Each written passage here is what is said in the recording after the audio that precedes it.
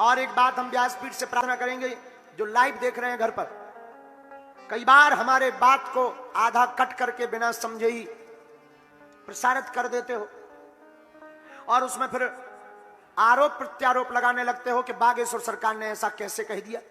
हमने जैसे एक बार बताया था कि राम जी अपने नाते में 5 पिताजी को पिता मानते हैं। राम जी पिता के नाते 5 मानते हैं। कितने? राम जी पिता के नाते में 5 को पिता मानते हैं। तो कोई हमको कल बता रहा था कि गुरुजी एक कोई सज्जन बोल रहे हैं कि बागेश्वर सरकार ने गलत बोला है और उसको न्यूज पर चला रहे हैं, उनकी ठटरी। हाँ, वो हमको समझते ही नहीं। अरे हम कोई विद्वान नहीं है, हम ना कोई ज्ञानी है, हम तो हनुमान जी के सेवक हैं। भगवान हमसे जैसा बुलवाते हैं हम बोल देते हैं, लेकिन हम इतना कहते हैं हम जो भी बोलते हैं गुरु आज्ञा से प्रमाणित बोलते हैं और प्रमाण देने की क्षमता भी रखते हैं। हमने ये नहीं कहा कि राम जी के 5 बाप, हाँ ऐसा अगर निकल गया हो तो गलत निकला है कि राम जी के 5 बाप हैं, ऐसा निकला तो गलत निकला है। लेकिन हम आपको ये कहते हैं कि राम जी 5 लोगों को अपना पिता रूप मानते थे। लीजिए फिर सुनिए, तुम्हारी आंखें खुलाएंगी, हम प्रमाण सहित तुमको बताते हैं। राम जी पहला पिता किसको मानते हैं? अग्निदेव को, क्योंकि अग्नि के खीर के कारण ही राम जी प्रकट भए। तो पहले पिताजी कौन हुए? राम जी। दूसरा पिताजी का नाता दशरथ जी को, क्योंकि दशरथ जी ने उनका पालन पोषण किया है और दशरथ जी सच में पिता है, इसलिए दूसरा नाता पिताजी का महाराज दशरथ जी से है, राम जी का। तीसरे पिता के नाता किससे मानते हैं?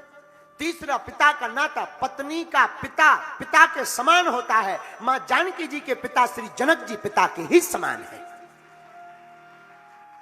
ये तीसरा नाता मानते हैं राम जी पिता का जनक जी से। चौथा नाता किसको मानते हैं?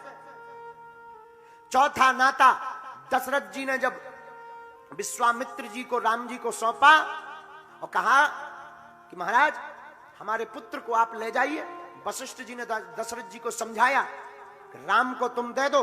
पहले दशरथ जी मना कर रहे थे कि हम विश्वामित्र जी आपको राम जी नहीं देंगे। क्यों? क्योंकि हमने चौथेपन में पाया है, तुम ले जाओगे तो आफत हो जाएगी, हम किसका मुंह देखेंगे।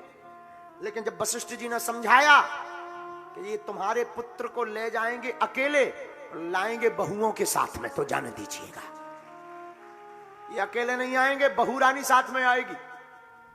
और कौन ऐसी माता पिता नहीं है जो बहू के चक्कर में ना हो? हर माता पिता चाहते हमारे बिटिया का विवाह हो जावे।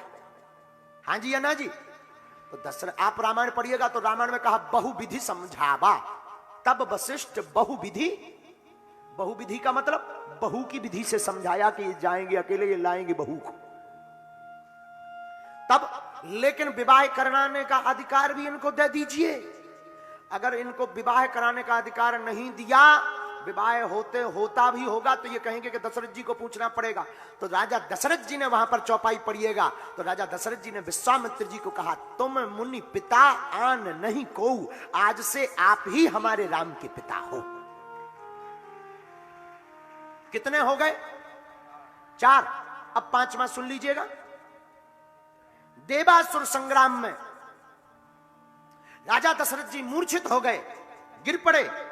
देवताओं का संग्राम चल रहा था। उस वक्त जटायु जी ने अपने पंखों से हवा करके राजा दशरथ जी को ठीक किया। राजा दशरथ जी उठ करके बैठ गए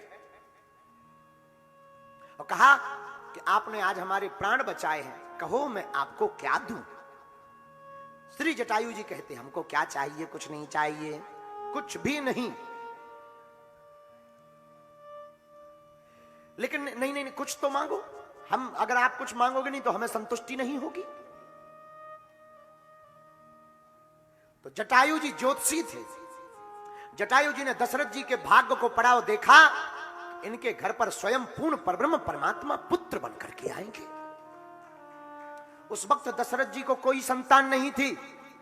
तो जटायु जी ने कहा, दशरथ जी महाराज आपके 4 संतानें होंगी, उनमें से जो आपका बड़ा बेटा हो उस पर हमारा अधिकार होना चाहिए, ऐसा वचन दे दीजिएगा। दशरथ जी को कोई संतान नहीं थी। उन्होंने सोचा कि अभी तो हमारे कोई है नहीं, अगर इनके आशीर्वाद से ही कोई संतान हो जाए तो बड़े बेटे को देने में क्या दिक्कत है, 4 होना है, कोई दिक्कत नहीं। वचन दे दिया। वो आप रामचरितमानस पढ़िएगा तो रामायण में आपको मिलेगा, राम जी ने अपने पिता दशरथ जी का अंत्येष्टि क्रिया नहीं किया, लेकिन जटायु जी का अपने हाथों से अंत्येष्टि क्रिया किया, पुत्र होने का फर्ज निभाया है। गीत देह तज धर हरि रूपा, भूषण बहुपट पीत अनूपा। तो जो लोग हमारे पूरी बात को ना सुन करके आधा आधा आधा वीडियो कट करके डाल देते हो, फिर मुंह चलाने लगते हैं। ज्ञान में बोला, ध्यान दीजिएगा, हमको कभी अभिमान ना हुआ है, न ये बंदर है। हाँ, हनुमान जी के सेवक हैं, हम कोई ज्ञानी ध्यानी नहीं है, लेकिन अपने गुरु की कृपा से, जिसका गुरु बलवान चेला पहलवान।